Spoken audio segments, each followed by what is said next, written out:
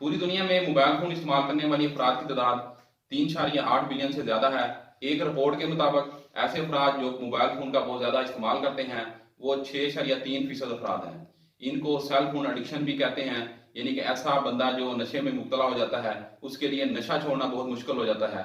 इसी तरह जो बंदा सेल फोन एडिक्शन में मुब्तला हो जाता है उसका मोबाइल फोन के बगैर 1 मिनट भी गुजारना मुश्किल है। स्मार्टफोन का बहुत ज्यादा इस्तेमाल को नोमोफोबिया कहते हैं।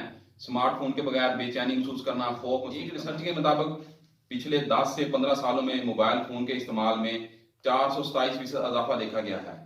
मोबाइल फोन अब जिंदगी का एक हिस्सा बन चुका है। इसके इस्तेमाल से बहुत सारे साइड इफेक्ट देखे गए हैं।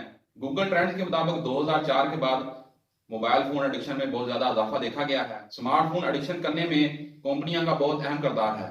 कंपनियां अपने सार्फिन को ऐसे साउंड, ऐसे ग्राफिक्स और ऐसे मोबाइल का डिजाइन तैयार करके देती हैं जिससे अफराद इनकी तरफ मुतवज्जा हों। Smartphone side effects. स्मार्टफोन का एक लंबे अरसे तक इस्तेमाल से बॉडी में बहुत ज्यादा नुकसान देखे गए हैं, जिनमें नींद की कमी, बेचैनी, खराब तलकात, लोअर कंसंट्रेशन। फोन का इस्तेमाल जिस्मानी इफेक्ट का भी वजह बनता है।